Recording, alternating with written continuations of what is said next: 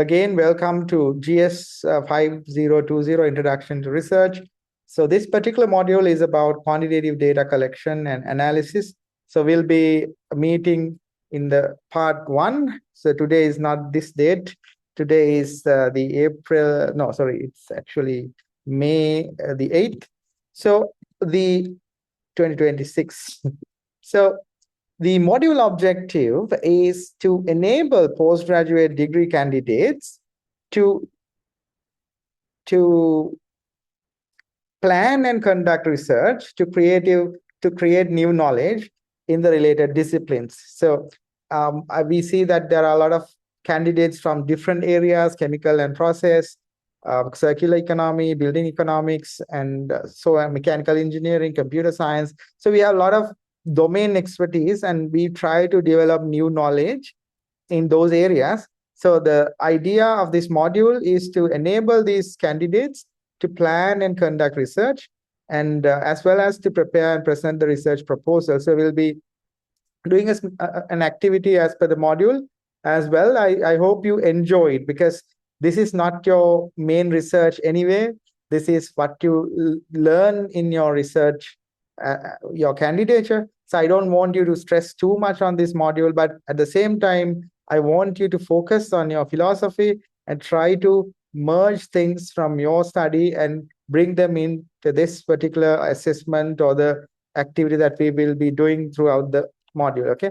So in the case of quantitative methods, the objectives are to equip students with comprehensive knowledge and practical skills, effectively plan, conduct, and present quantitative research. I'll come to what is quantitative research in few slides. So just leave it there. Quantitative research, and to enable students to define clear research problems, select and apply appropriate quantitative research methods, and draw robust evidence-based conclusions. So before I go forward, I would like to leave you with a question. Now, we all try to solve something, right? When we talk about research, what we try to do is we try to solve something, or we try to develop frameworks. We try to develop methodologies, or try to develop a product. We try to do all these things. But what for? So if you think about this, right, the hardest problem, the hardest task that you will be facing is actually creating this research problem, defining your boundaries. Because if you think about, if you go out now, outside, if you look through your window or look at a thing on your desk, you would see a lot of things that you can do. But the issue is actually, what is the research problem? How to define the boundaries? I'm going to do this product about, let's say, a product on agriculture for this particular crop, for this particular season, or is it about tropical climate? Is it about arid climate? So there can be many things around it. So clearly defining the research problem and the problems associated with that is what actually drives research. Otherwise, it's a collection of things. Maybe your supervisor is telling, or maybe you read in the literature and you try to accomplish. But without knowing that actual hard-coded motivation behind that, why you do this, it is an unclear path. So defining clear research problems and applying the proper quantitative research methods when it comes to quantitative research methods, and if it is qualitative, applying the appropriate qualitative methods, that's very important to actually master research methodology. Not only that, to actually reach a potential proper research outcome, a proper deliverable. Okay. So there are learning outcomes as well. Select a suitable method to address the research problems by comparing different research design, data collection, and data analysis methods.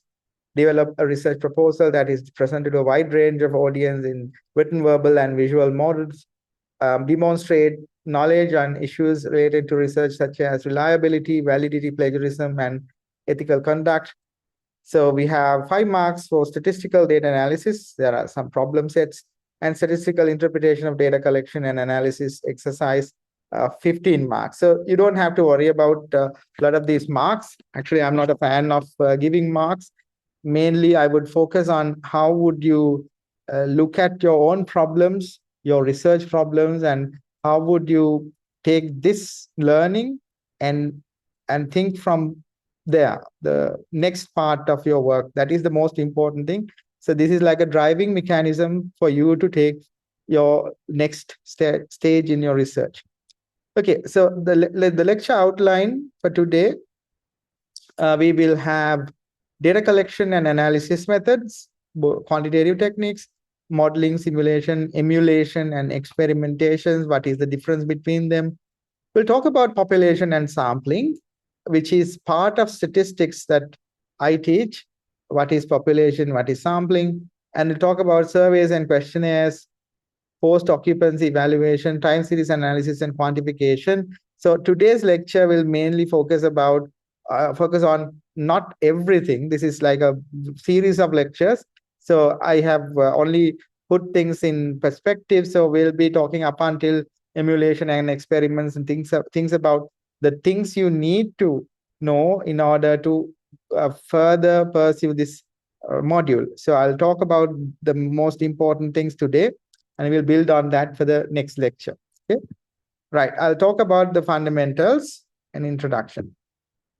As I told you, why research? So I'd love to hear, if I'm not disturbing you, maybe it's difficult for you to listen to me and put a chat message, but I'd love to hear from you. If you can you please send me a chat message on what is research? So why research? Why you are doing your research? So any answer is valid. Like if it is for a qualification, I do get you, but I want to get your answer, the honest answer. Why do you do research? It can be over the mic or chat message, anything. Why do you do research?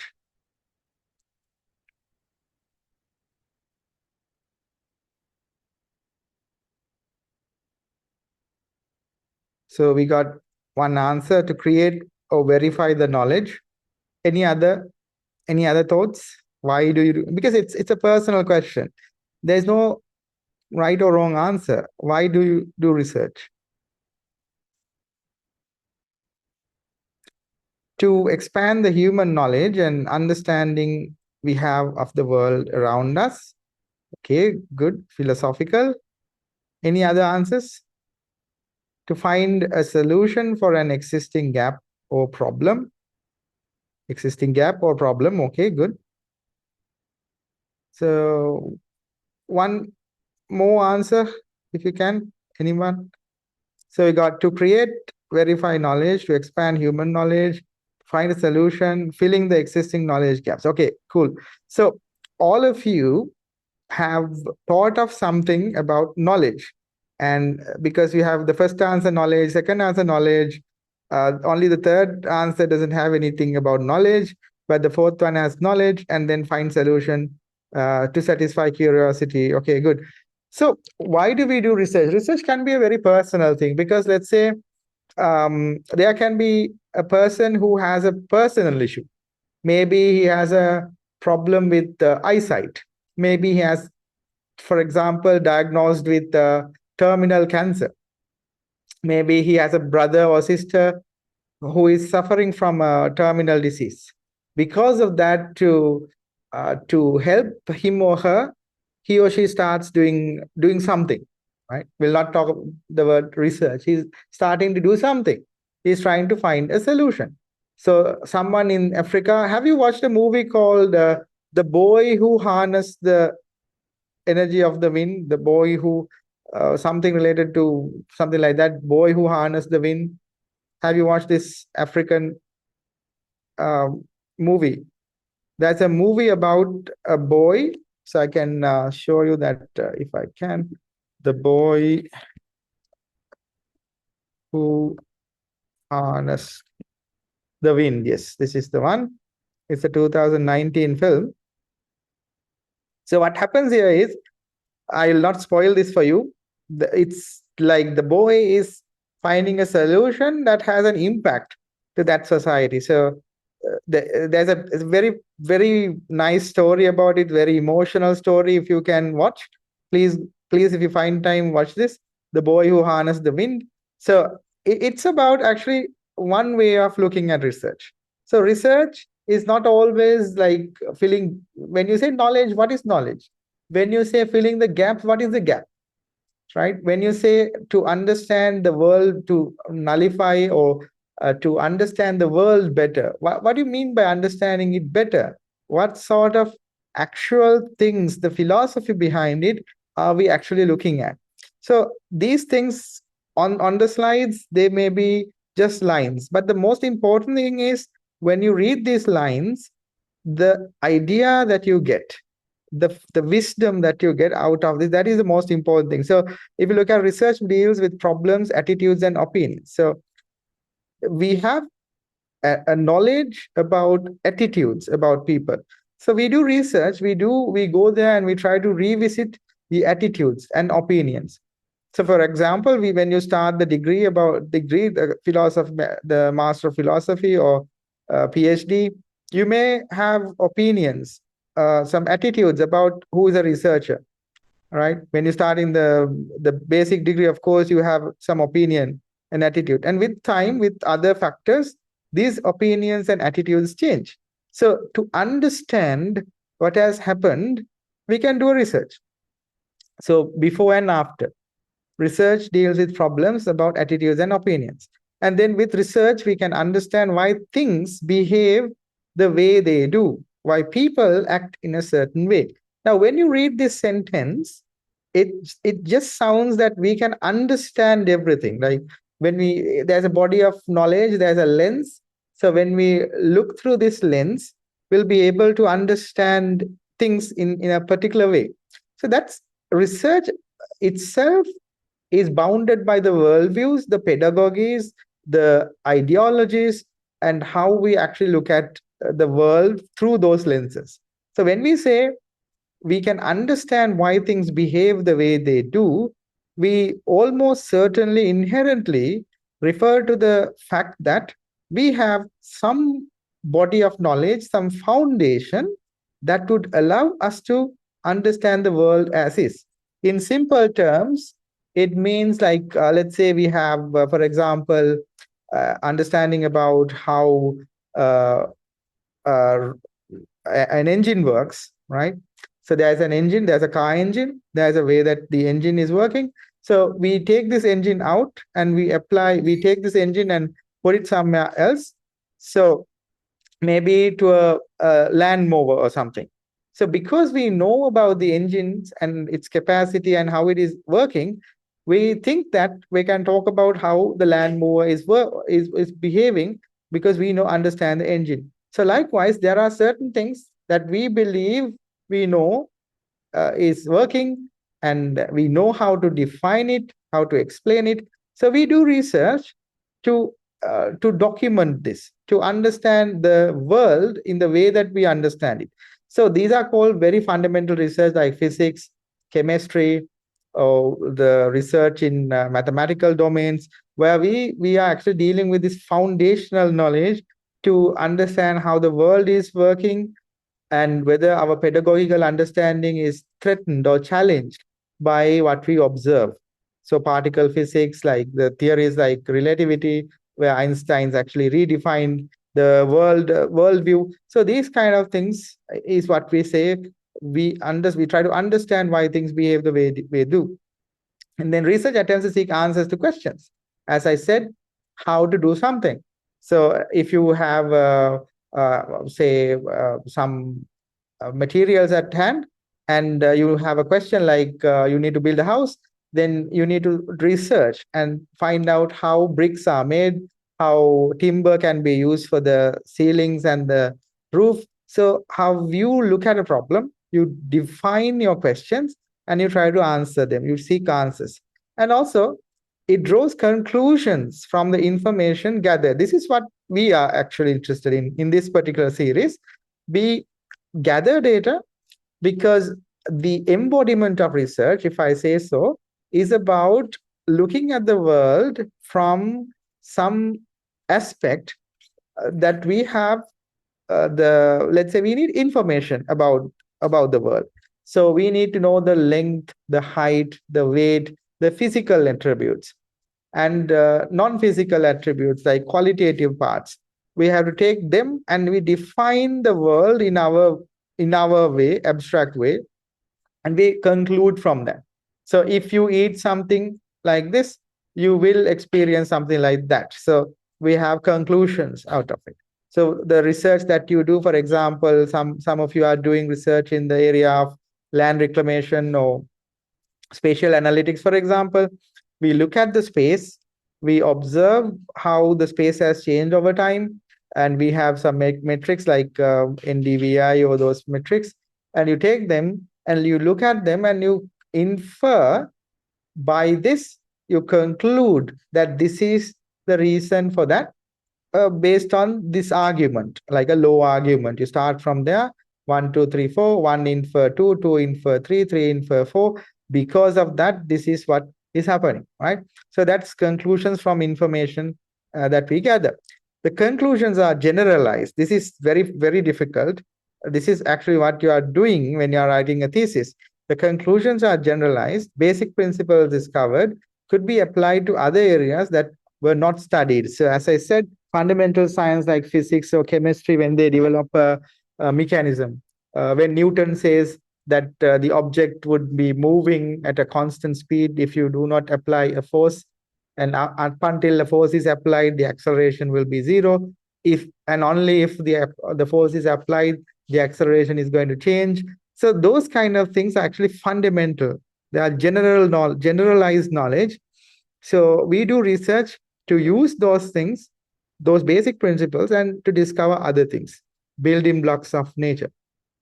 Then we do research to existing body of knowledge. So most of you talk about this. There's a gap in knowledge, like something is missing. You try to add this. It attempts to improve our understanding of the world in which we live. So most of your answers were gathered around these last three part of it. Of course, you had some very interesting things about the other aspect of research as well, but research is in general, we can say we do research. So it's research. We search the existing body of knowledge, we do it again, research, and we try to see the connection. So basically, we try to find a connection from what we already know. And in this endeavor, we find new knowledge, or we try to close the gaps in our understanding. Okay, so that is the landscape of research. Now let's go to the next slide. There are methodologies in research. So why do we need these things? I'll tell you why. So let's say that's a question we have when you start research. Why do you need a research mentor or a supervisor in our lame language? Mentor or a thesis advisor, they call thesis advisor, research supervisor, or a mentor. Why do we need a research mentor? So that's because you need to be guided in a particular way. So what is the way that this person is guiding you? There's a way that different ways can be there. Research methodology is a primary principle that will guide the research. So it becomes general approach to researching on the topic and determines what research methods one could use, because not everybody can use all the research methods available. We'll talk about them later, but in simple terms, it's very simple. So if you are trying to bake a cake, right? You can't make a cake, you can't bake a cake the same way that you make a chicken curry. So if you need a chicken curry, you need to follow the method for chicken curry, how to do it. If you want to bake a cake, you need to bake a cake. That's what you do. So there are different equipment needed as well. So a research methodology can also be interpreted as an outline of the procedures, methods, and techniques employed in a research study for the collection, analysis, and interpretation of data. So you can actually read this book, Introduction to Research Methods, 5th edition. It's there. Please check in the library whether you can find this. So If you want, you can send me an email, whatever you can. I'll search for you and try to give you a copy of similar books if you are interested. So the collection, analysis, and interpretation of data, that's what research methodology is basically about. It's about the way of thinking, how you do it, because not all researchers are made equal. So some of you are in your domains, like if you are in chemistry, chemical engineering, for example, you will be talking about process diagrams, your maybe about columns, like chemical columns, how the structures are defined. So if you are in civil engineering, you'll be talking about concrete, you'll be talking buildings. If you are in building economics, you'll be talking about circular economy, how the material structure. So all these things have a pedagogy, and also each domain has its own way of doing things, how you do the research. Now, moving on, there is a difference between methodology versus research method. Research methodology is different from a research method because research methods are the tools one can use to gather required data. So research methods are the tools that you can get data. Method is the tool. To identify appropriate research methodology, one could use the answers for the what, why, who, where, and when. Based on the above answers, it is possible to decide how the research could be conducted. So if you want to, if you think about your research, whenever you think about your research deeply, fundamentally, think about what am I doing? Why am I doing it? Who is this for? So if you are, for example, if you are developing a synthetic arm for those who are maybe handicapped or people who are in need of it, differently able people, then you should be thinking about them. To whom are we addressing this? And if you are developing it for them, you have to understand their requirements. How to, if you develop an arm like that, do they get the chance to remove it when they want?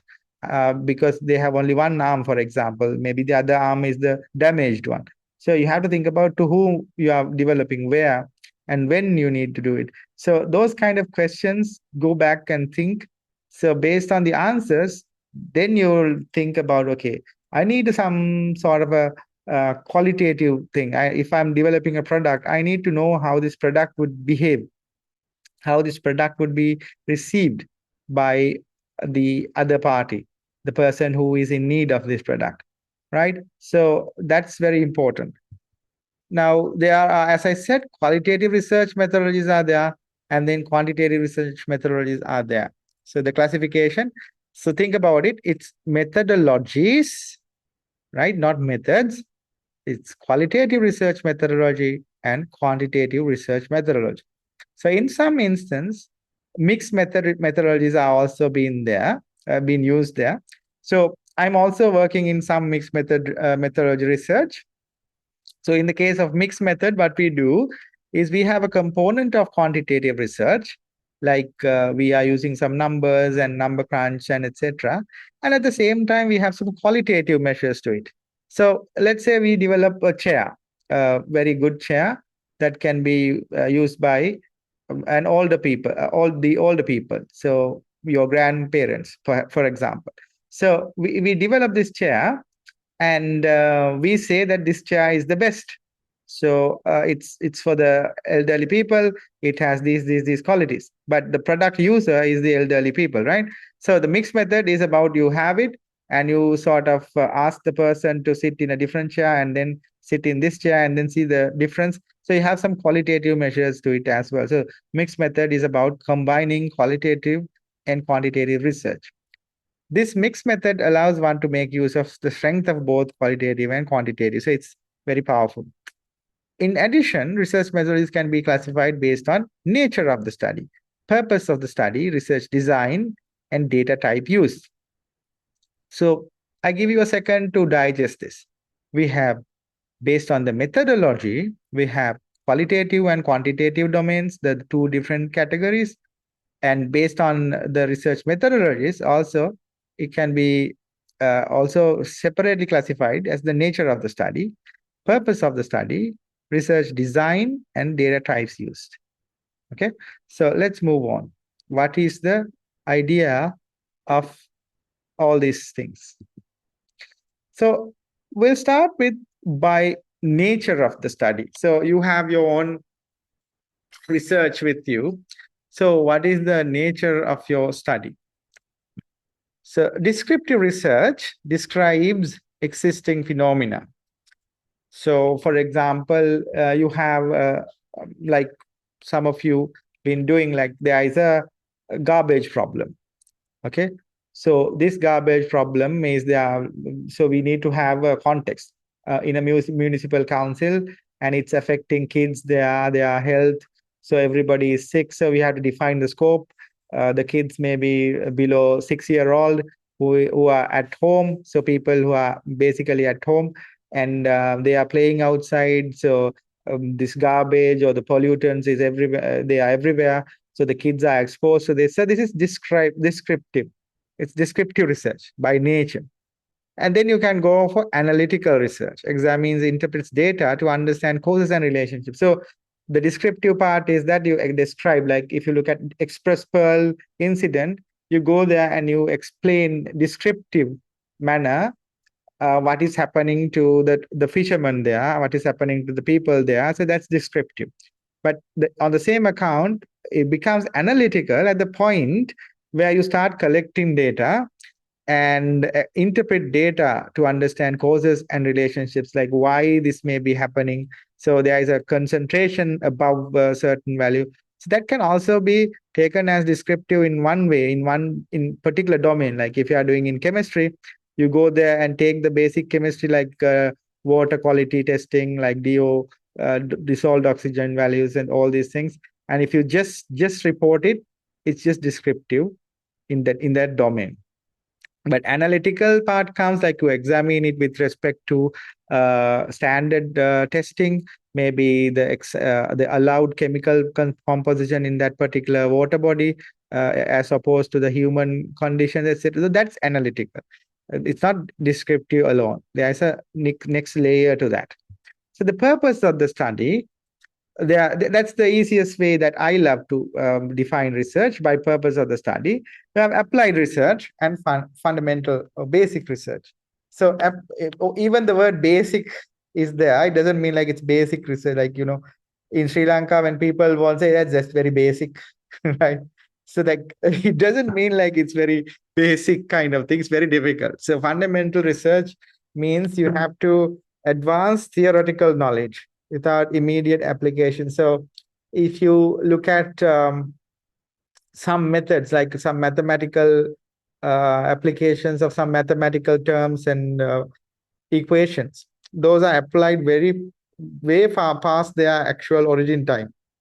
Even general theory of relativity, when it was published in 1910, general theory of relativity. Special theory of relativity is 1905.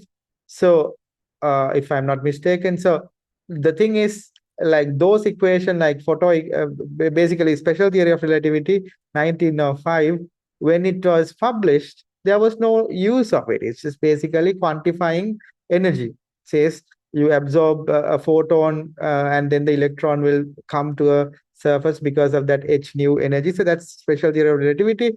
There was equations, but they were not really useful at that time for an application. But now think about solar panels, like all those photoelectric devices, they are using the fundamental equations developed there. So that's the nature of basic research. The applied research, which most of us are currently doing, they addresses practical problems. Now, where you are enrolled to University of Moratuwa, you may be having a basic degree from University of Moratuwa. Also, you may be having a different degree, fundamental, basic degree from different universities. But Moratuwa is very famous for the practical applications, like the applied research. So what we do is we try to combine different aspects, different areas, and try to develop an application. So it's an applied research. We use basic knowledge and apply it in a certain way, certain combinations, certain permutations, and try to see an outcome. So that's applied research. So we have nature of the study. Based on nature of the study, we have descriptive and analytical. Based on the purpose of the study, applied and fundamental. Of course, you can think of any type by now, because all of you belong to one category in either way, by nature of the study or by purpose of the study.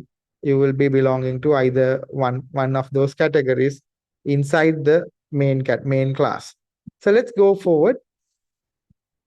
By research design, the research design itself is, you can decide exploratory research. They investigate the understudied phenomena to develop hypotheses. Now, this is quite interesting because when you meet your supervisor, your examiners, they will ask, what is your hypothesis? What is your research question?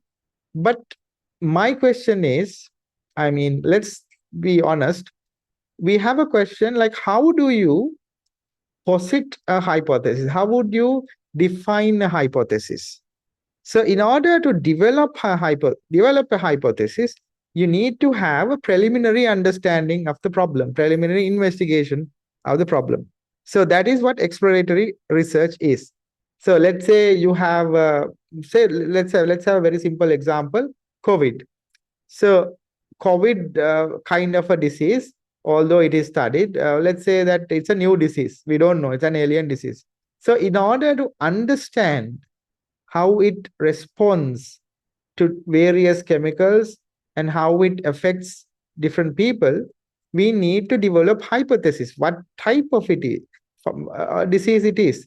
So what is the nature of its response? So in order to do this thing, we need to explore its nature. So that is what this exploratory research is. So we bring some materials from Mars, some rocks, and maybe some liquid from a different planet. So we need to do exploratory analysis to identify, or exploratory research to develop hypothesis, what sort of a mechanism might have caused them, what may be the response of this thing based on its chemical composition, and so and so. That's exploratory research. On the other hand, conclusive research is testing hypothesis to reach definitive conclusions. So those are the main things that we basically get to see in our everyday world, because uh, as a university, we need conclusive research, because nobody's going to give funding just for the ideas, right? If you develop an idea, if you are in NASA or some place, you can develop hypothesis and you can ask the researchers to go forward and do it. If you are in a big company like Tesla or some big companies, Google or whatever, they can do these things and then ask exploratory research to develop hypotheses and then go further. But mainly that's the problem with universities. Of course, big universities have this capacity, but in most of what you do, what we try to do is we develop a hypothesis based on literature review or your supervisor's understanding or what you see, and then you try to test this hypothesis to find a definitive conclusion based on your research philosophy. Those are conclusive research.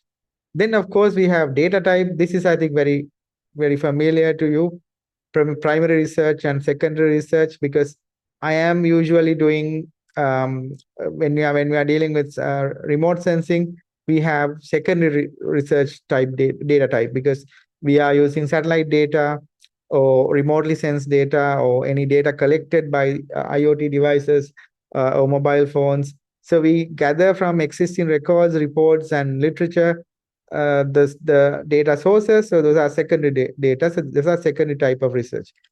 But some of you are who are in the area of qualitative research or going into the field, collecting data from people, surveying. Those are primary research.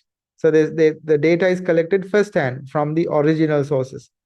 If you are doing experiments also, those are firsthand from original sources, right? So that's the difference, primary research and secondary research. Right, let's go forward. So you have the types of research summarized like this.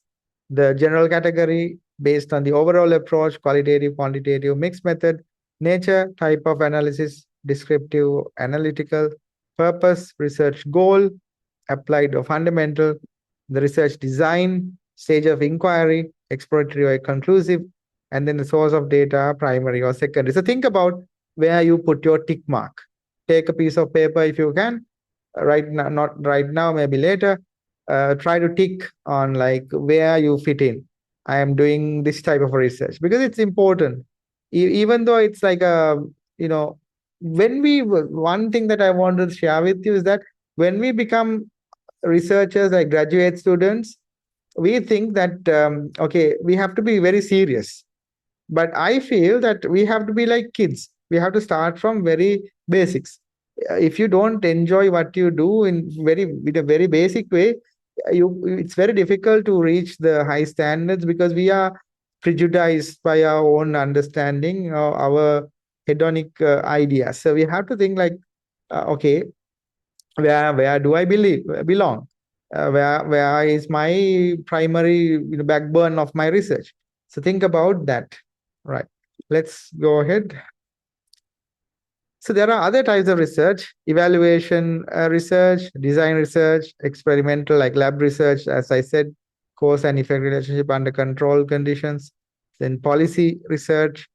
So many things are there. So those are the types of research. Let's move forward. This is very important for anybody who is doing research. And some of you in your basic degrees might have, in fact, done these type of studies or subjects about measurements. I remember that we had a subject called analytical chemistry.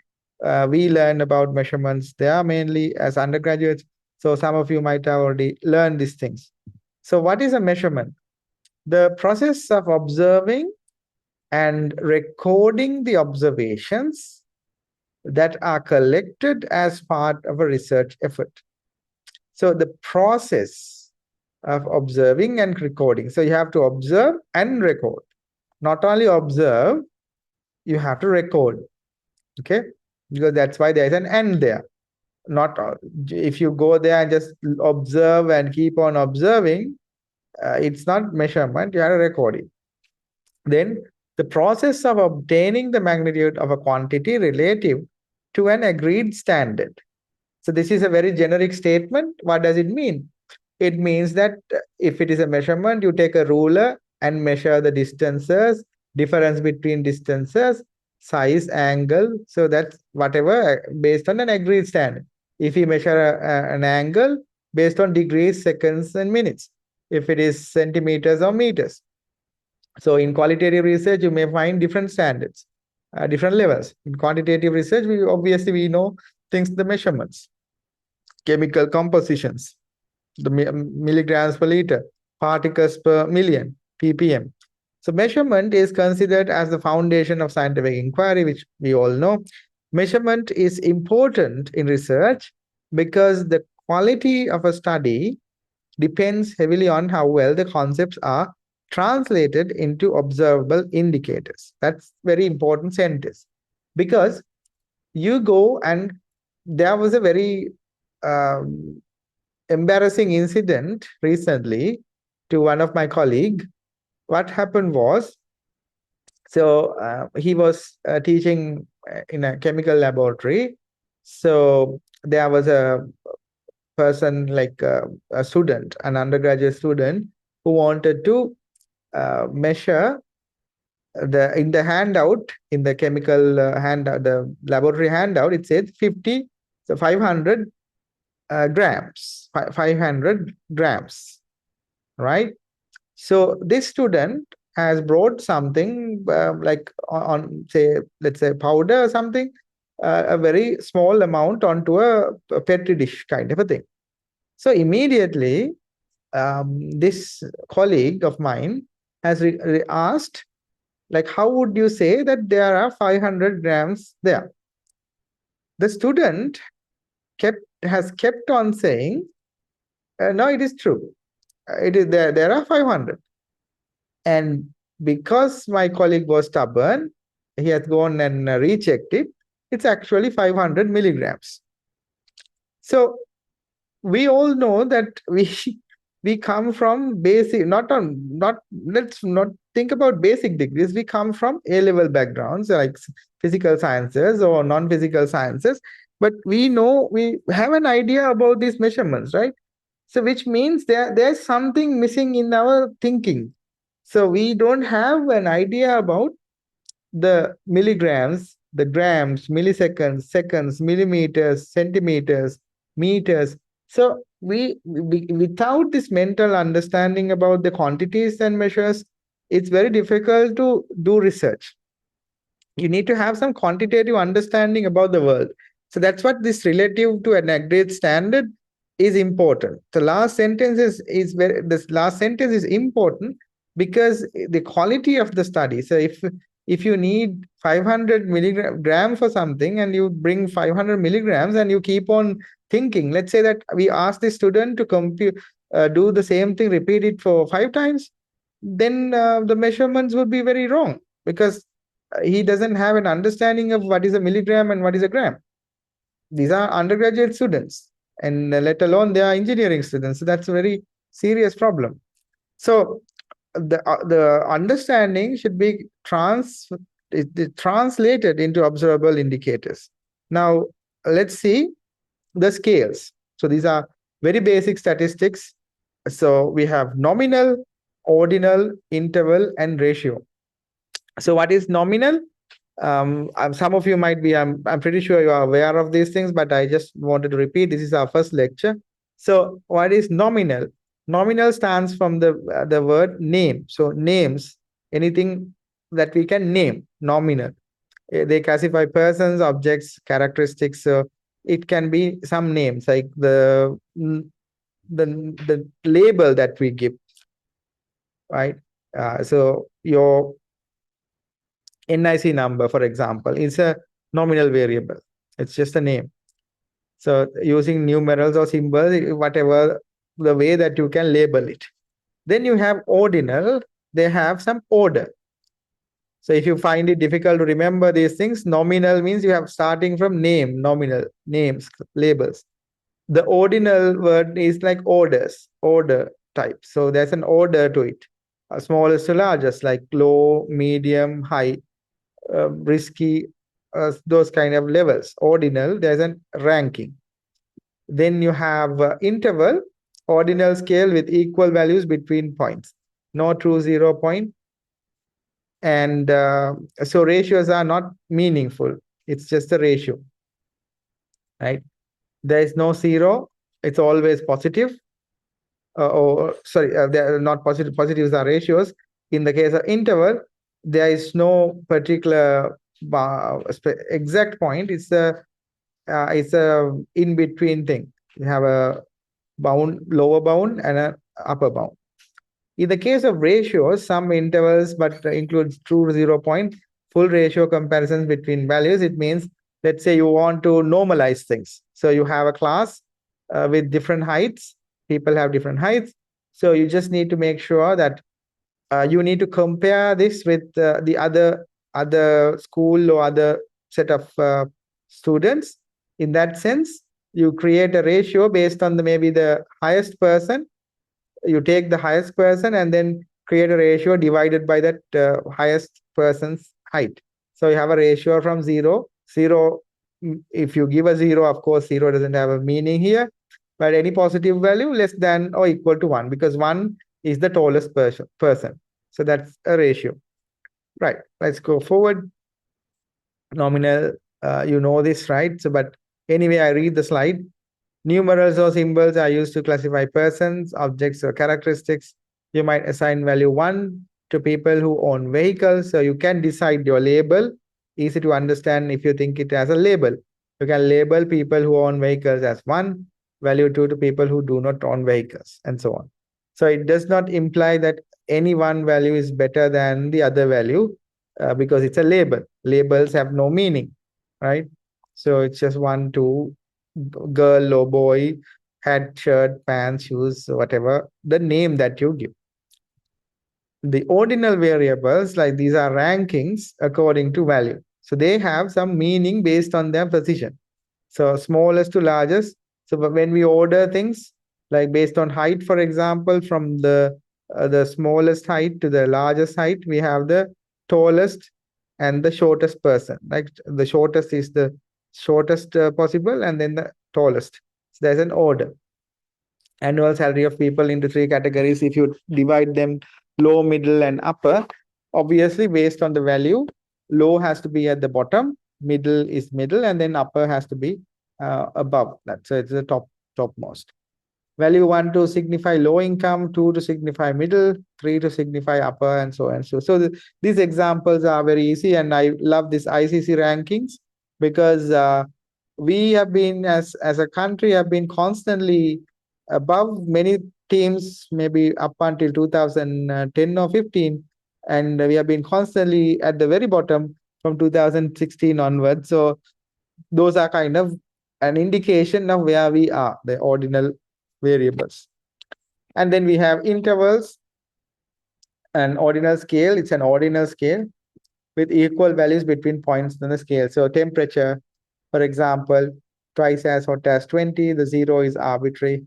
So interval scale has no true 0 point. So you cannot say that a certain value is twice that of another value. Okay. So this is not twice as hot as 20, see, because the zero doesn't have a those who have studied like temperature related, like thermodynamics or some temperature related studies, temperature doesn't actually, it's just a measurement indicating a particular nature of the system, not an exact value. Because of that, you can't say it's twice or thrice as something else. Okay, so just a water check here, litmus check. Are you listening to me? If you are, just put a thumbs up in the chat. So I've been talking a lot. You can put a thumbs up or say yes or something in the chat if you are listening to me.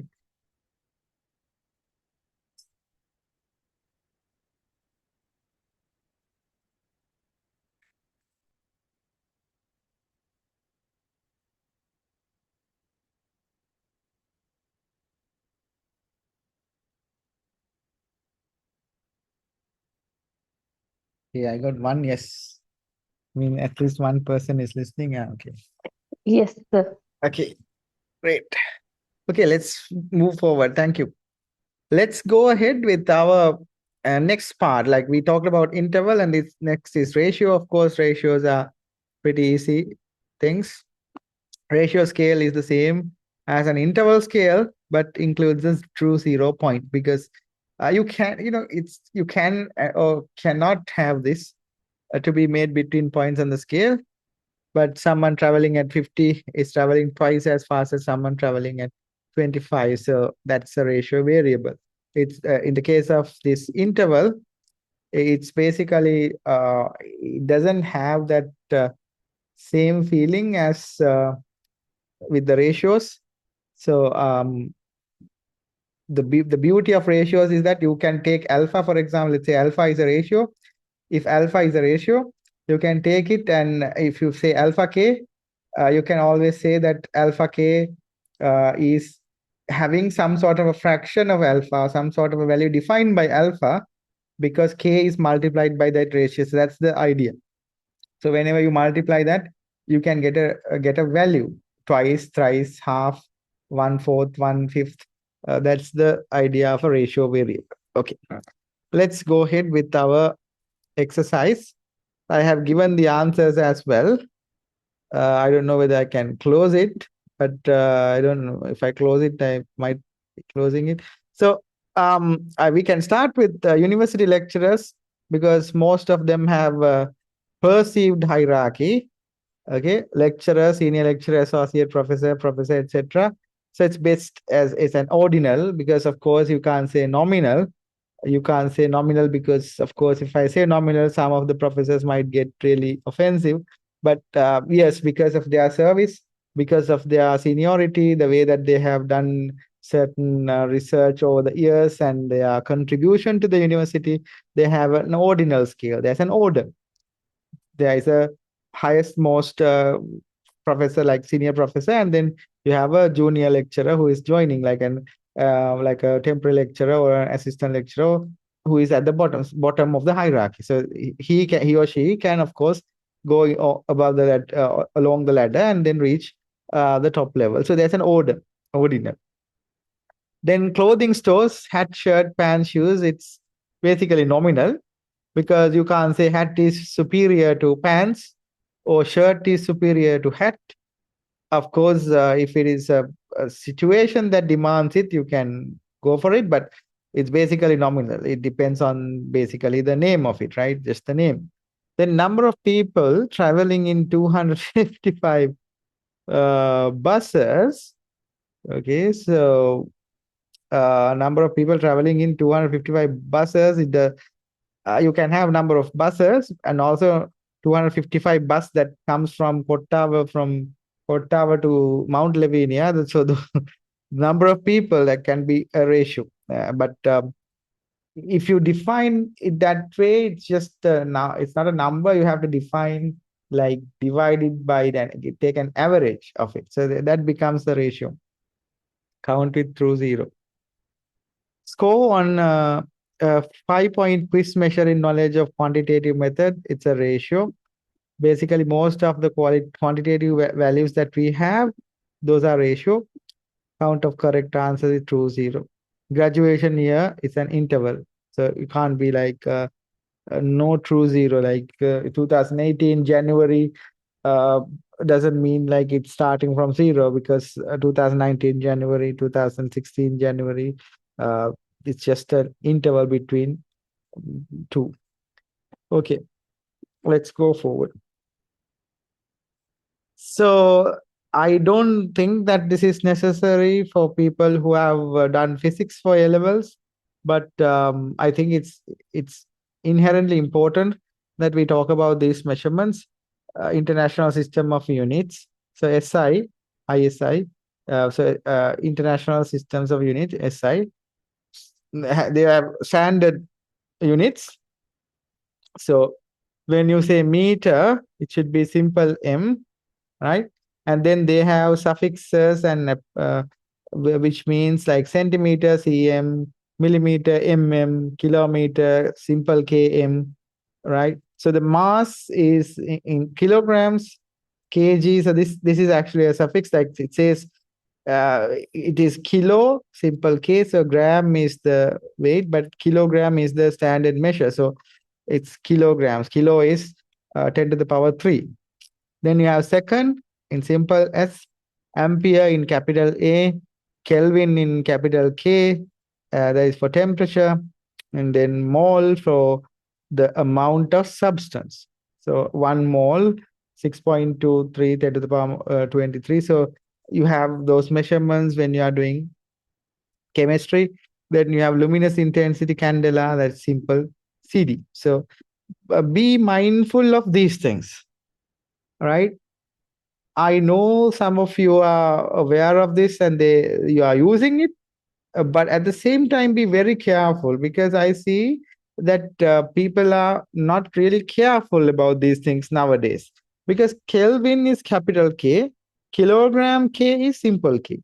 So when you say kg, you have to make sure it's simple kg for kilogram. Otherwise, if it is K, it has a different meaning. Okay. So it doesn't matter whether it's a typo, whether you intentionally do it or you non unintentionally do it, the final result is the same. It's wrong. So always try to make sure that you actually follow the standard symbols. Doesn't matter whether you are a Gen Z, Gen Alpha, you born yesterday, it doesn't matter because this is the standard. So we have to follow the standard because that's what everybody understands. So we have to, if you want respect from others, you have to respect the others as well. So most of the young generation, I see that they think that you can use anything and then say, "Oh, this is the way I use." It's not like that. So if it is simple kg, it's kilogram. If you put a K capital there, that's not kilogram. That's basically it. Okay, mol, mol, simple mol, candela, simple CD. So that's basically how you write it. Now, and derived units are created from base units by multiplication or division. You have volume. Here you have multiplication of three distances. So you have length, width, and height, and that creates a volume. dm3 decimeter cubical. So that's because you have three dimensions. And density, that kilogram divided by the volume, and acceleration meters per square second, and force kilogram times the, so the force is coming from an equation F equals ma. So you have mass is measured from standard unit kilogram, and a is acceleration is defined by meters per square second. So those are the units when you combine force. So Newton is the term given for the force, the unit for that. So 1 Newton is equal to 1 kilogram at 1 m per square second. So that's how you do it. Okay, so that's the derivation of units. And I think it's important to have a little bit of time on this, like 1 or 2 seconds. So deci, centi, milli, micro, nano, pico, femto, atto, these are the prefix, right? Prefix, the letter you put before the actual unit. So remember there was a unit called candela. In the case of candela, you have to put CD. So somebody can argue that does that mean it's centideci, right? There are people like that.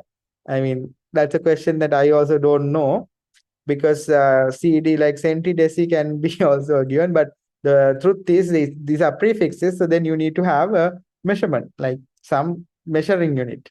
So simple CD is candela, but simple D is deci, simple C is decenti. So whatever the unit that comes afterward is pronounced or said as centimeter, centigram, decigram, milligram. So any way, whatever the unit that comes afterward, it should be accompanied with this prefix. And in the case of prefix, like when you go up the ladder, so deca, hecto, kilo, mega, giga, tera, peta, exa. So we are in the information age, so we are reaching the petabytes and then exabytes. Like so terabytes are no longer like the thing, but look what happens. It's like 10 to the power, this is multiplied by 10 to the power 3. So imagine the magnitude of level that we have right now. Okay. So this is also a concept that I think most of you are familiar with, and I'm sure let's keep it that way. So if someone is familiar with the topic, I should not be intervening and destroying that understanding, right? After the lecture, you should be able to relate to what you know, not being confused of what you know. But basically, an accuracy is you have a measurement, and how close the measured value is to the true or accepted value. So since we are all research students here, if you think about, like, now I have a question, like if you say accuracy, how do you know something is true, right? The truth is also a measure. The deterministic nature of this is like, how do you know it's true? You have to measure it. It's basically an accepted value in my book. But this is how it is said. Like if you say accuracy, say it's accurate, okay. But how do you know what is the truth value? We don't know truth value. It's an inferred value.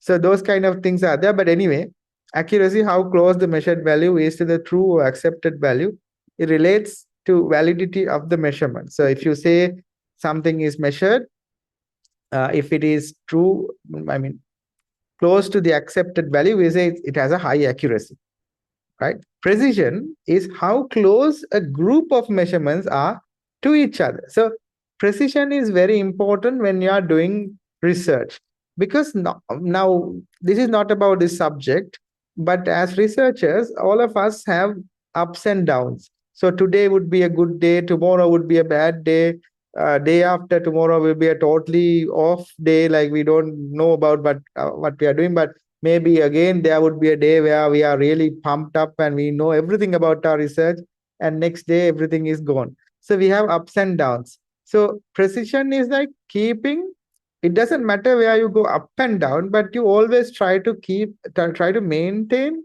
a standard point of reference. You should be closer to that.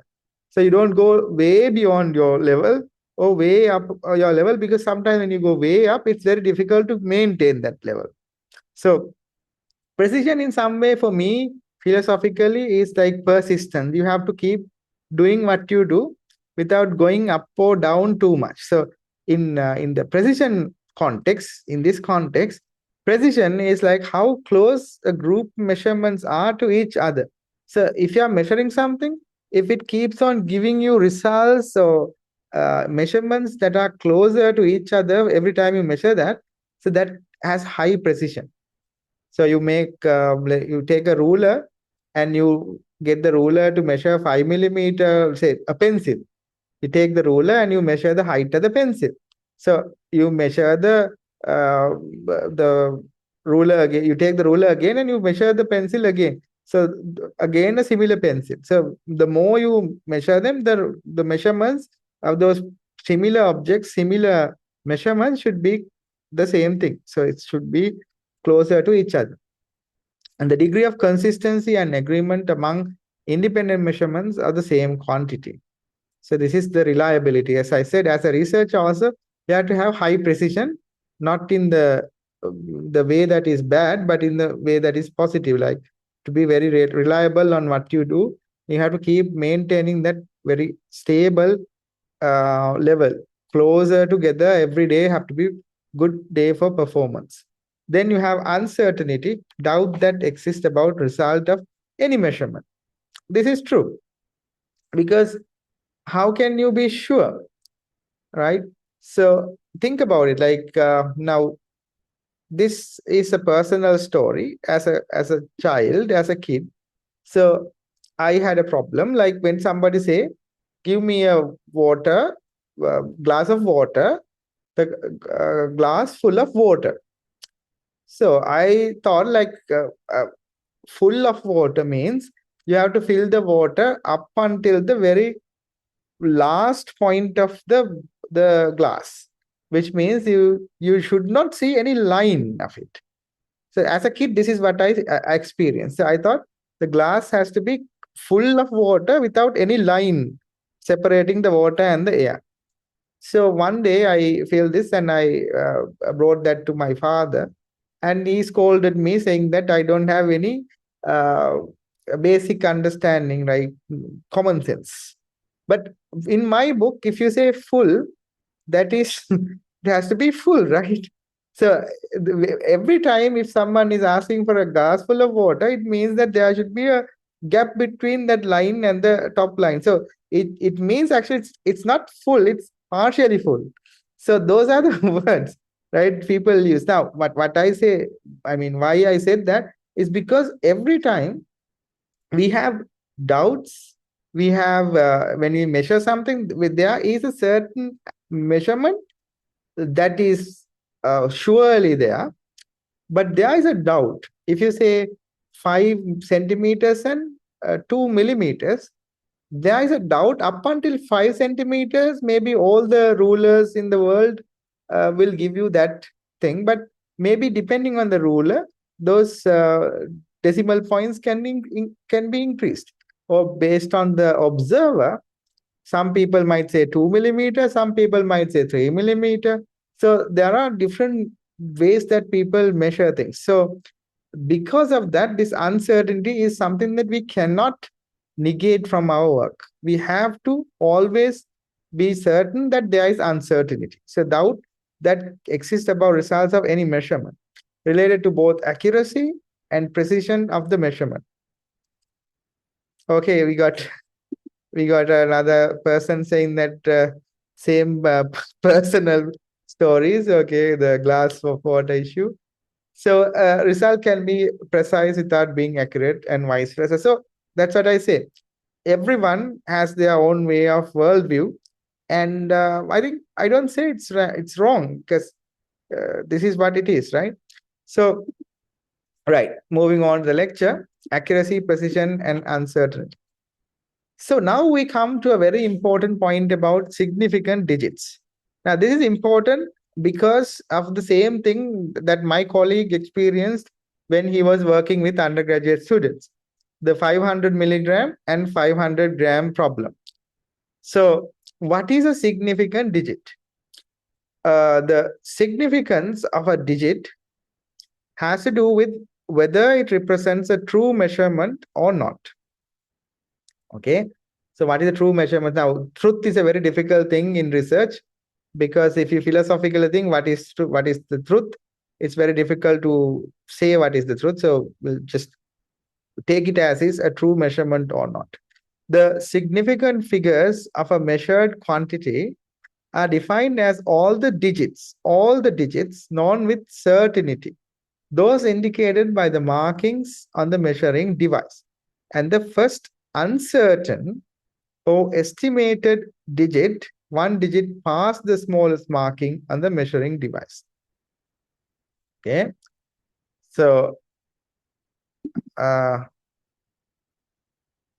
yes, in packages we can see 5 kg plus or minus 10 gram. Is that something to do with the? Yes, it is because when you produce this in mass scale, what you can't actually measure everything to 5 kilogram, and there would be like packages. So what they do is they dump 5 kilogram approximations, but because of the variations in different factors, it goes as 5.10 whatever. So it's a distribution. So what we try to be there is 95% accuracy or 97.5 accuracy within the 5 kilogram plus or minus 10 gram level. So that's basically what in packaging and most of the mass scale productions, that's what happens. Okay, right.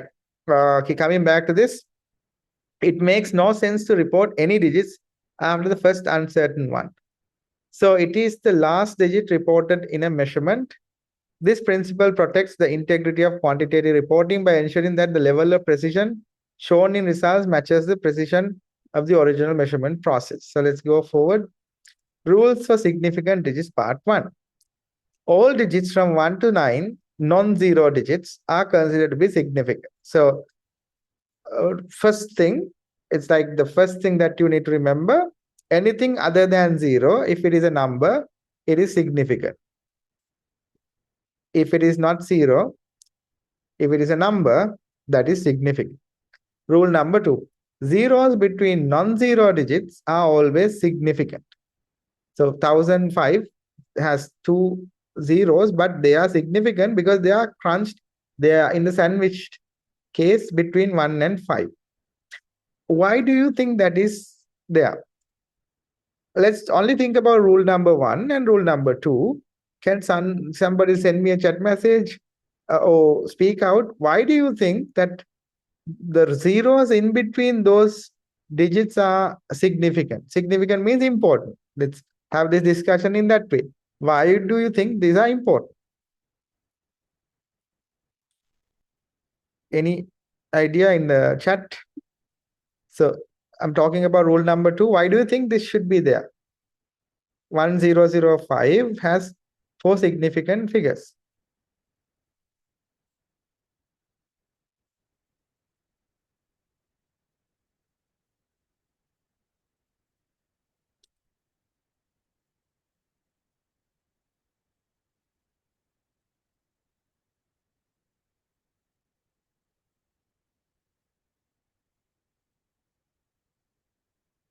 You can send me a chat message. Why do you think, if you think about rule number 1 and rule number 2, why do you think zeros between non-zero digits are always significant?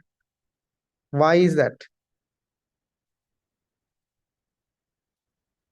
So those zeros add a value to the number, decimal placement 10, 0, 10 point, okay. It's supporting the value. Okay, good. It's basically the same thing that you said, because if we don't take these zeros, then it actually obscure the meaning of this measurement, because it is 1005, not 15, right? It's not 105, it's not 51, it's 1005. So when you have 1005, it means you have 5 after 1000. So because of that, any zero, it basically means that we are certain about 1000 and we have 5 more. So these zeros not only indicate the digits as is, but they are significant because they indicate the precision of our measurement. So what is that measurement itself is. So rule number 2 is important. If you go to rule number 3, zeros to the left of non-zero digits are not significant. Left of non-zero digits means they only locate the decimal point. So if you take 0.0045, it has two significant figures. That is because of this very simple thing. It's because, let's say it is 0045 kilograms, right? If it is zero, the same problem, that's why I said the problem that my colleague experienced with the undergraduate students, 500 milligrams and 500-gram problem. It is not apparent in that way, but now if you see it like this, it is apparent because 0.0045 kilograms means 4.5 grams.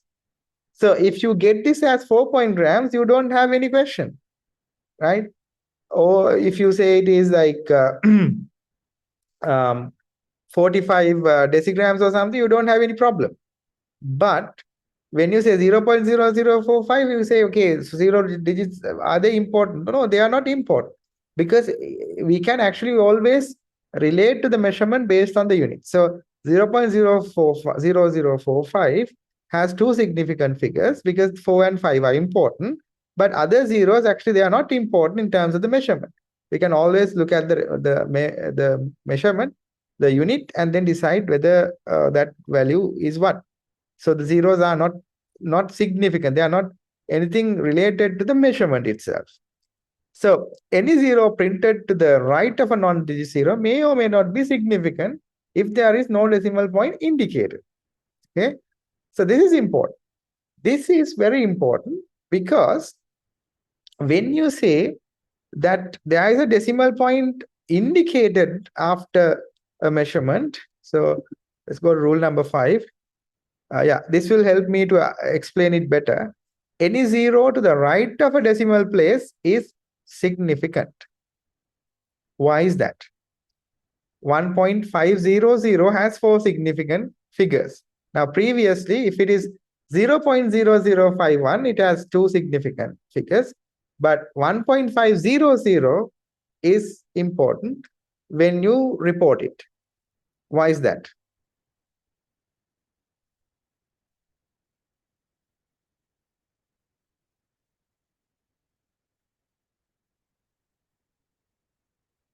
Why is that?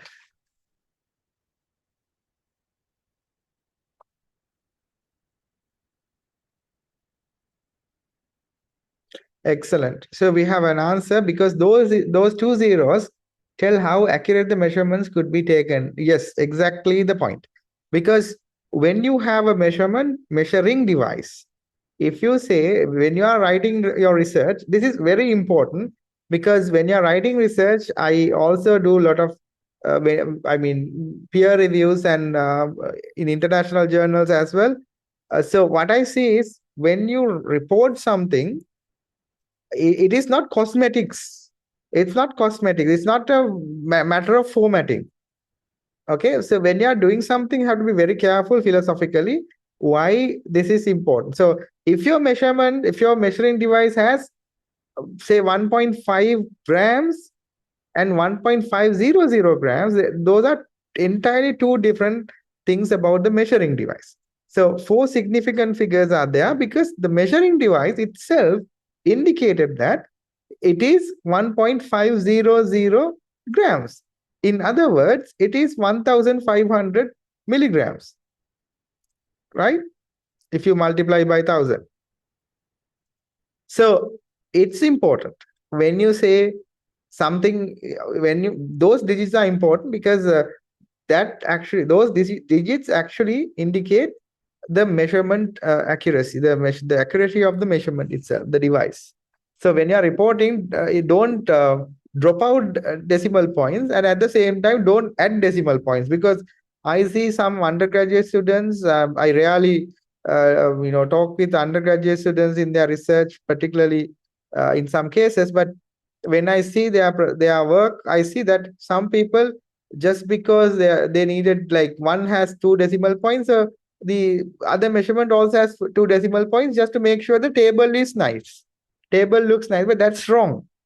It's wrong. So you have to make sure that it's properly understood. Any zero in a whole number with the decimal shown is significant. So this is Any zero in a whole number with a decimal shown is significant because it indicates that this is the level to which we measure. Any number that is counted instead of measured has an infinite number of significant digits, because it's basically a question of infinity, how much you can count. For a number of scientific notation, n to the power n times 10 to the power x, all digits comprising n are significant, but 10 and x are not significant because they just indicate how to unravel the number. Number itself will be the n, because as you remember, what we try to do is the zeros are not important when it comes to if you have the 10 to the power exactly, and the digits are there. So in n you have the digits, right? Significant digits calculation rules: multiplying and dividing, adding and subtracting a series of calculations. The answer may only show as many significant digits as the multiplied or divided measurement showing the least number of significant digits, because your teamwork is governed by the weakest link of your team, right? So it is what it is. If you have a team, the weakest link will define the strength of your work, because that person can break, that person can do mistakes. So that's what the weakest link would do. So it's similarly here in the multiplication and division, the weakest one, the least number of significant digits, will govern the final answer. So example, 22.37, four significant numbers. Centimeters, we know it is up to 2 decimal point accuracy, multiplied by 3.10 centimeter, 85.75 centimeters, and you get an answer like this, right? Get an answer like this, right? But the answer is 5950 cubic centimeters, because 3.10 has three significant figures. Answer rounded to three significant figures at the end. So we have to check how many significant numbers are there.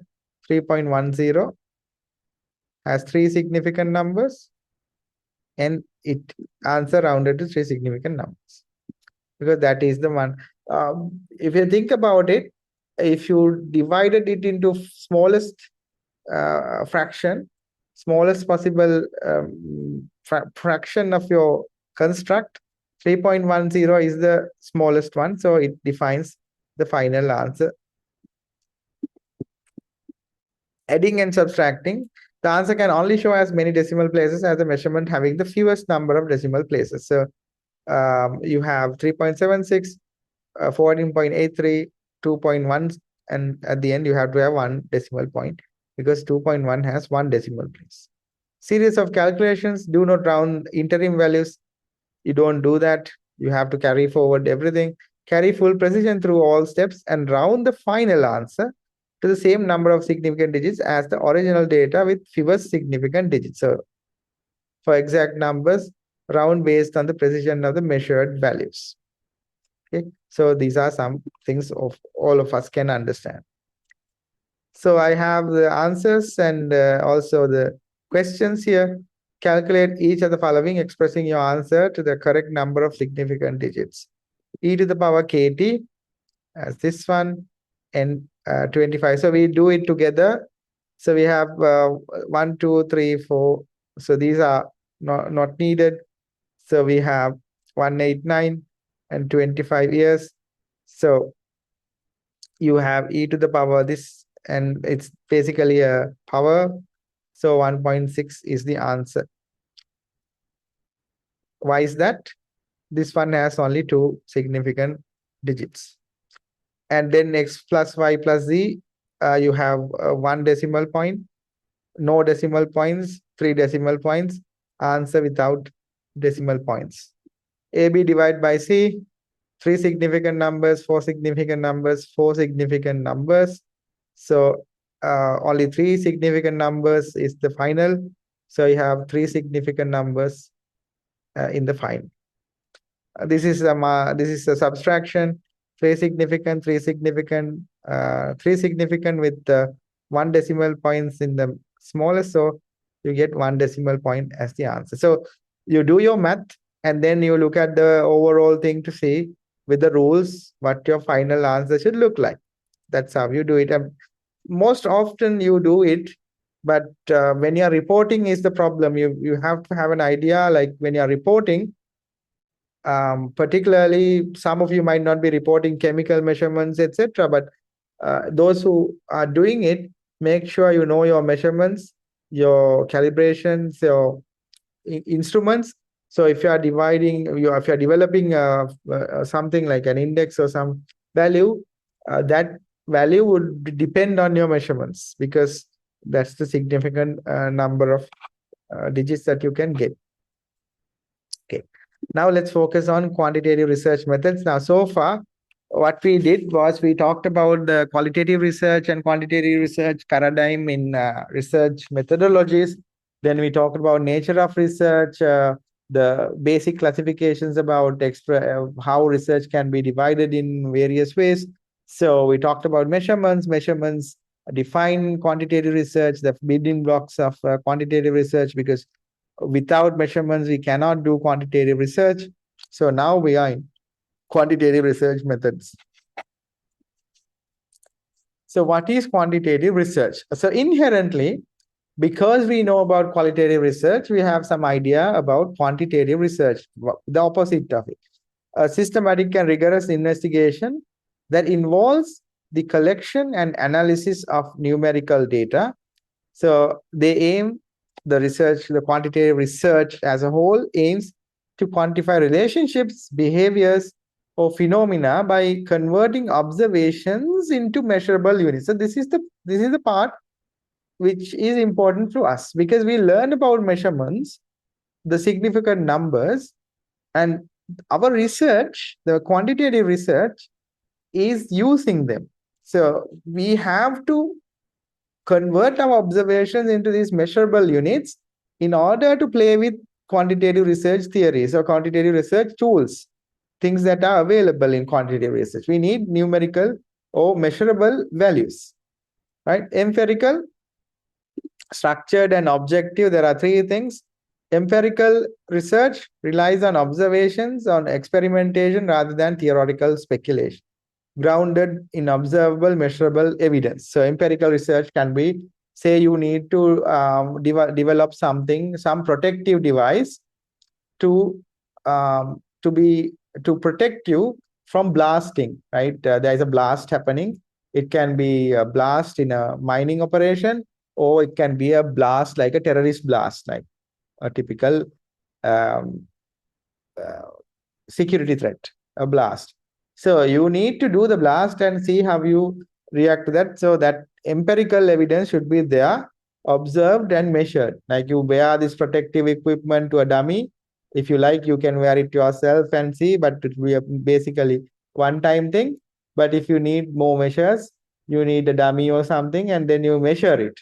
You keep that person, that dummy, near the blasting range, and see how the dummy is affected by the different types of blast. So it will be a serious experiment of different levels of work. So that's empirical. You rely on grounded observations. In the case of structured, they follow predefined systematic procedure to ensure consistency, reproducibility, and reliability of findings. Now, even in the case that I told you about empirical research, we can also be more systematic, like the size of the blast, where the dummy is placed, and so, like the matrix and all. So we can have a series of a matrix of experiments. So that's a structured way. Objective research reduces researcher bias by focusing on quantifiable and verifiable evidence, increasing validity. Now, in the objective research, we entirely base our understanding on the data itself. So we don't we like those are like data driven research. For example, we collect data. If I tell you, in machine learning terms, it's more like unsupervised learning. So it's entirely objective. Entire mathematical structures will define the outcome. It's unsupervised machine learning. So you don't know about the structure. basically the entropy of the system and the statistical variation, the principal components, and all those numerical stuff will define the final result. There is no subjectivity, so that's objective research. So statistical analysis in quantitative research. Quantitative research utilizes statistical and mathematical tools to analyze numerical data. So that's what we all know, right? Everybody knows that. Descriptive statistics, inferential statistics, and predictive modeling. So these are some fun stuff that I love doing. So what is descriptive statistics? Mean, median, mode. This is just basic understanding of descriptive statistics. So descriptive statistics, as the word says, it is like describing your initial patient, if I say in very layman term. So let's say you measure things, you find a set of measurements. So what descriptive statistics does is it gives you an understanding about the data without basically analyzing the data itself. In my book, what it says is you have a central tendency about mean, median, mean, median, or the mode, some central tendency data, like about the data itself. Then you have some understanding about the dispersion of the data, standard deviation, interquartile range. Those type of measurements will give you the dispersion of the data, and the central measurement and the dispersion will give you a basic understanding of the data itself. That is why it is called descriptive statistics.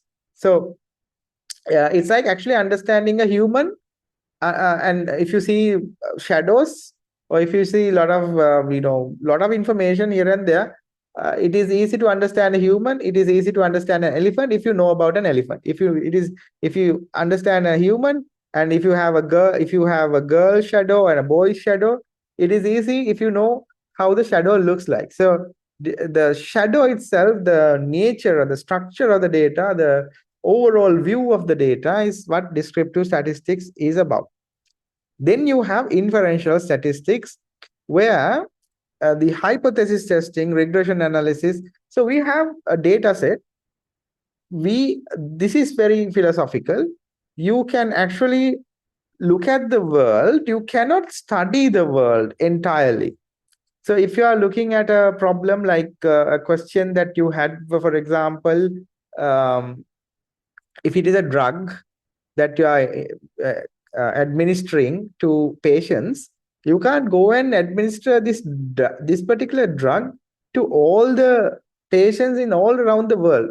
You can't do that. It's practically not impossible. You cannot do it, right? So what we do is we take a sample of our patients, and the patients should be available to us, and then we administer this drug. So based on the observations, we conclude about the population. We say, look, if this is the result we get, if we do it for the population of all the patients, this is what we are going to expect. So that is inferential statistics. We look at the entire population from the sample that we have. So descriptive statistics is about the sample itself. Inferential statistics is about the population. We use the sample to talk about the population. Now, this is the part that I really like: predictive modeling, forecasting outcomes based on historical data using models and algorithms. So as my area of research, I look at all these three, mainly about predictive modeling, where we have a problem. We look at the historical data, or we look at the spatial data, and try to see what will be this unknown value. What is the next thing? So it can be based on regression as well. So you have a value set. There are values that you know. There are values that you don't know. So you try to use the knowledge that you have to build a model to get an understanding of the data that you don't know. So that is predictive modeling. So it's very interesting area: descriptive statistics, inferential statistics, and predictive modeling. So these are the basic statistical analysis that you find in quantitative research. So these three collectively comprise the entire quantitative research domain. So objectives of quantitative research is quantifying variables and their relationships in numeric form. So whenever we deal with quantitative research, whenever we deal with machine learning, for example, we have to have numbers. Numbers are the most important thing, because without numbers, you can't do quantitative research. So if your supervisor is telling you make it quantitative, then you have to somehow convert your labels, convert your qualitative values into quantitative values, new numbers. Then what we do is identify patterns, trends, or causal relationship. It's not casual relationship, it's causal relationship. So some people, with a very dirty minds say that it's a casual relationship. It's not a casual relationship, it's causal relationship, which means cause and effect. So identify patterns, trends, or causal relationships within data, the relationship between the causes and the effect through patterns and trends. So generalizing the findings from representative sample to a larger population, enabling broad applications and evidence-based decision making. So this is what I do, our area of research as well. So we take data, we look at the sample, we generalize it from our observations. So to do that, your observations, your data is what defines your final outcome. So before actually we learn about these things, we have to make sure that the way that we collect data is acceptable. It is within what we can actually approve. Otherwise, if we can't just go and collect all here and there, and then it is incomplete. So we have to make a systematic way to collect data and use that data, analyze it to come with evidence-based data, extrapolate it or inferential statistics. So that's the most important part, data collection methods. So let me check the time. We have 20 minutes. Are you comfortable or all good? Do you need a break? Or we can go for 20 minutes and quickly stop at 5:30. I need a response. Is it okay if I continue for this 20 minutes quickly and finish, or do you need a 5 minutes break or something? Shall we continue? Okay, right. Okay, let's go ahead then. 20 minutes to go. I think it's raining outside as well. I hope you are safe with the thundering and all. I have to be safe with thundering because of this research and with this lecture. So let's look at quantitative data collection methods.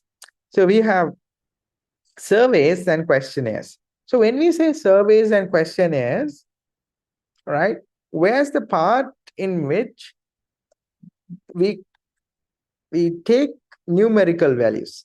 So there's a way that we convert qualitative measures into new numbers. So that's there. But surveys and questionnaires are there in structured instruments used to collect data from a sample population. So let's think about a simple example. So you have say you want to do a study about kids, about children in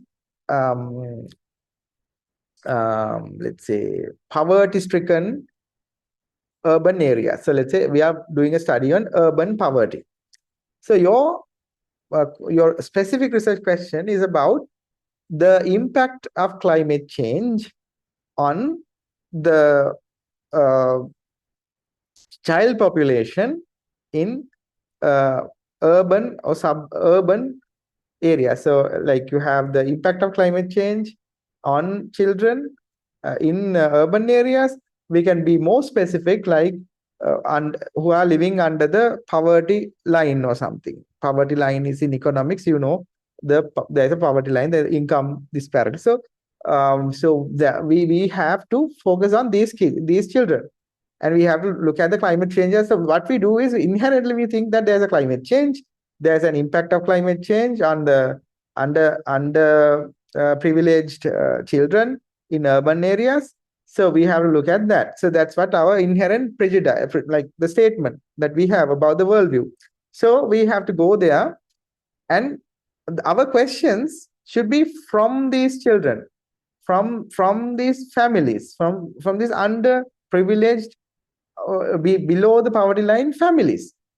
That's what our population is. So we have to go there, and we have to create questionnaires and collect data from them, their nutrition level, their education level, how often floods happen, is it the quality of the water during the flood season, how the water is, how are we going to get water, and the sanitation and all these things. And when you are talking about children, the age of the children, so that's your scope. So within that, the entire the population is defined already, but you can't go and do all the kids, all you can't go and do all the families. So you have to pick a sample. So have to pick a sample from that population and then do your questionnaire or the survey. That's what surveys and questionnaires are about. You have to have a structured idea of what you have. So you have experiments, control studies that manipulate variables to test hypothesis. This is very easy for people who have followed science degrees and engineering degrees. That's what we do, right? That's what we usually do. So we have to test the, say, tensile strength of a material after, say, um, pre-tension. There's something like pre-tension concrete. So you need to study the tensile strength of pre-tension concrete. So you do that manipulation, and then you do one variable variation like pre-tension, how much you are going to tense the concrete structure, and then you do the tensile testing, and then you check. So change one variable and test the hypothesis. Your hypothesis is increased. Maybe you can decide the hypothesis saying that pre-tension concrete with this much of a pre-tension will yield high tensile strength, something like that. You go and do the testing. So you prove or disprove your hypothesis. That's your claim. So that those are experiment-based research. So those who are doing it already know what I mean. Then structured observations, systematic recording of observed phenomena using predefined categories. So this is like this. Now, you have there are some remote sensing and GIS researchers here. So let's think about an observed phenomena with something like related to, it can be contour related problem. So it's a systematic recording of observed phenomena using predefined categories. So the categories would be, they should be living above 200 meters from sea level. They should be living under these conditions. So there are some predefined categories, and it should be about male or female, then it's female or something. So there is a systematic understanding of what you really want to observe, and you observe that structured observations. And this also go closely with secondary data analysis, where you have analyzed existing data sets, like, of course, who are in remote sensing, they know the amount of satellite data that we have and all the other remote sensing data sets like satellite images, IoT devices, all these things, plus social media, many other places, and government records, databases, published data. So these are secondary data. You collect this data and then you analyze it and then come up with some results. Then you have modeling, simulation, and emulation. Computational methods represent and study real world phenomena. It's like this. Now, how many of you, this is a question that I want to ask from you. How many of you have watched Formula One racing? Are you interested in racing cars? How many of you have watched Formula One racing competitions, like Formula One races? There are movies about them. There are motorbike races as well. Yeah, some of you have watched, right? Watch this. Okay. So in some Formula One, in fact, all of them. So if you think about a vehicle, like now we have Falcon here in the mechanical engineering. So let's say that you have an object like, let's say, a product. So that product will be exposed to different conditions. But if you try to develop a product and go and expose it to all these different conditions, one thing, it will cost like millions of dollars, and a lot of human effort and time, and many things are there. So what you do is you develop a digital twin or a computational model of that particular phenomena or the product itself, the interaction between the product and the environment, like solid fluid interaction. There are many things like these multi-phase flows and all these interaction physically defined problems. So you have a computational model of it, and then you simulate it under different conditions. Then without investing a lot of money on it, but you can do simulations, different variations, and see the optimum conditions. So that's about modeling and simulation and emulation. So you do that problem, you try to study that problem without really doing it in the real world, because you are developing from fundamental science, fundamental theories. Like if you are developing like DFT, density functional theory, you are developing the DFT model for the chemical composition of a material, then you do DFT simulations more and more to find out multiple combinations of this and try to find out new material without actually mixing anything. So those are modeling and simulation type of quantitative data collection. So this is data collection, all right? So far, I've been talking about not research, I'm talking about data collection. So what you do is you do these things and you collect data for your analysis, collect data.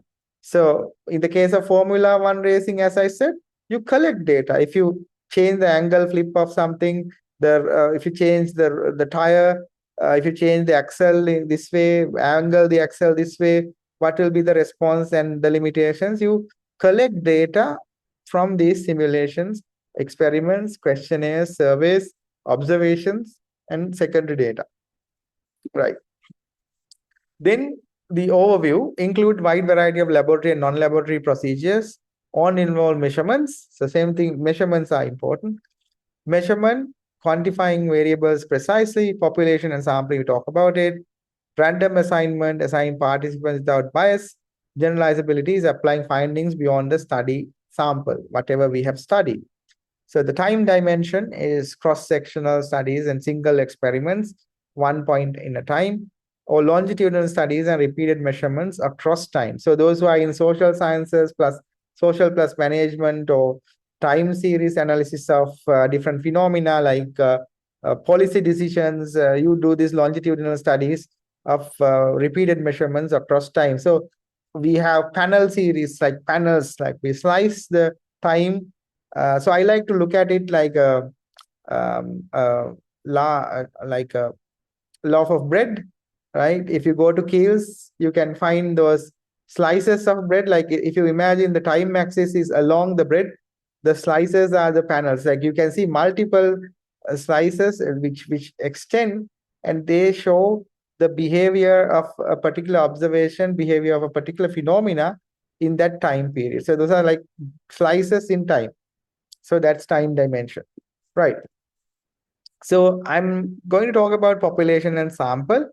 So population is something that you already know. Population is a statistical population which can combine all the possible things, like collection of all possible observation, the sigma set or the omega or S, like in high school mathematics, you remember that you draw little little rectangle, and then you name it like S or omega, that's the entire thing that is there, and then there are subsets of it.